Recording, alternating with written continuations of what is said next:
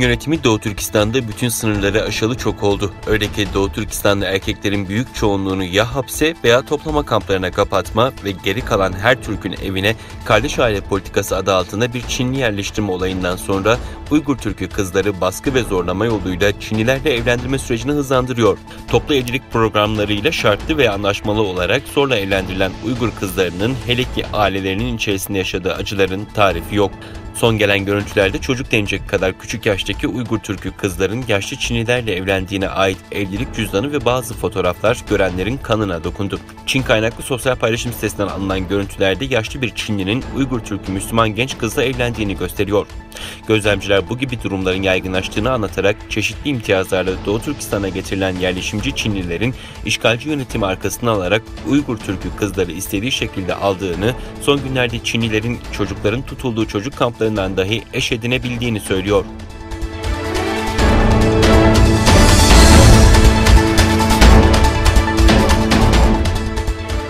Litvanya parlamentosu Çin'in Sincan'daki eylemlerinin soykırım olduğuna dair bir karar aldı ve hemen ardından hükümet Çin'in önderliğindeki 17+1 işbirliği mekanizmasından çekileceğini açıkladı. Litvanya Dışişleri Bakanı 22 Mayıs Cumartesi günü ülkenin 17+1'den çekilme kararını duyurdu.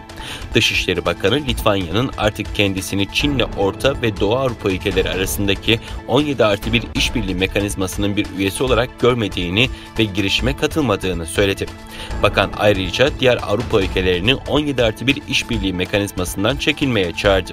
Bu yılın Mart ayında Litvanya Dışişleri Bakanı mekanizmanın AB için bölücü bir faktör olduğunu kamuoyuna açıkladı. Litvanya, AB üye devletlerinin bölücü 17+1 modelini terk etmesi ve daha etkili bir birleşik 27+1 modelini benimsemesi gerektiğine inanıyor. Geçen Perşembe Litvanya parlamentosu Çin'in Uygurlara yönelik muamelesinin soykırım tanımını kabul etti ve böylece Çin'i aynı şekilde kınayan ABD, Kanada, Birleşik Krallık ve Hollanda saflarına katıldı.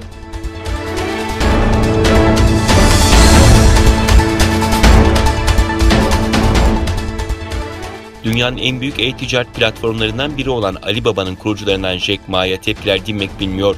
Çin'in denetleme kurumunu ve devlet bankalarını geçen yıl Ekim ayında eleştiren bir konuşma yapan ve o günden beri ülkede adeta istenmeyen adam ilan eden Alibaba'nın kurucusu Jack Ma, 6 yıl önce kurduğu saygın eğitim kurumu Hupan Üniversitesi'nin başkanlığından çekilme kararı aldı. İngiliz Financial Times gazetesine konuşan ve konuyla ilgili bilgisi olan yetkililer, Çin hükümetinin Jack Ma'nın ülke genelindeki etkisini kırmak için bu istifaya zorladığını öne sürdü. Kabul edilmenin Harvard Üniversitesi'ne kabul edilmek kadar zor olduğu Hupan Üniversitesi'nin isminin ve eğitim düzeni ve müfredatının da değişeceği kaydedildi. Çinli yetkililer geçen ay Alibaba'ya tekelleşme hamleleri dolayısıyla 2,8 milyar dolar para cezası kesmiş ve o dönemden itibaren şirkette küçülme yaşanmıştı.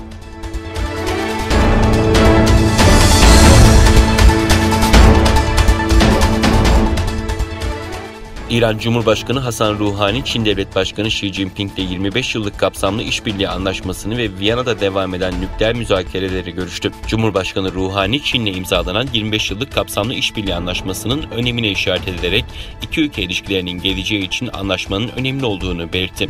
Orta Doğu'da Çin'le işbirliğine hazır olduklarını söyleyen Ruhani, İran'da Çin yatırımının artmasına istekli olduklarını açıkladı. Ruhani, Aral Su reaktöründe Çin'le devam eden işbirliğinin devam etmesini istediklerini belirterek Çin'in nükleer müzakereler konusunda verdiği destek nedeniyle teşekkür etti. Ruhani ile görüşmesinde ABD yaptırımlarının kaldırılması gerektiğini işaret eden Çin Devlet Başkanı Xi Jinping ise ABD'nin istediği zaman anlaşmadan çıkıp geri dönemeyeceğini belirterek ABD uyguladığı tüm yaptırımları kaldırmalıdır dedi.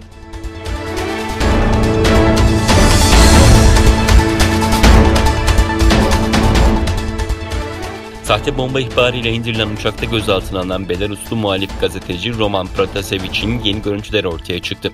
Sorgusunun ardından kamera karşısına geçirilen gazeteci sağlık durumunun iyi olduğunu söylerken hükümet karşıtı protesto organize ettiğini itiraf etti. Gazeteci geçen yıl Belarus'ta seçimlerin ardından Cumhurbaşkanı Alexander Lukashenko'ya karşı başlayan kitlesel protestolarda yabancı basın kuruluşlarının görüntü almakta zorlandığı bir dönemde Telegram uygulaması üzerinden yayın yapan Polonya merkezli Nexta haber sitesinde çalışıyordu. Avrupa Birliği ülkeleri ve ABD devlet gücüyle hava korsanlığı yapmak olarak tanımladıkları Belarus'un sahte bomba ihbarıyla yolcu uçağını indirip uçaktaki muhalif bir gazeteciyi gözaltına aldığı operasyonun ardından Belarus'a yaptırım getirmeye hazırlanıyor.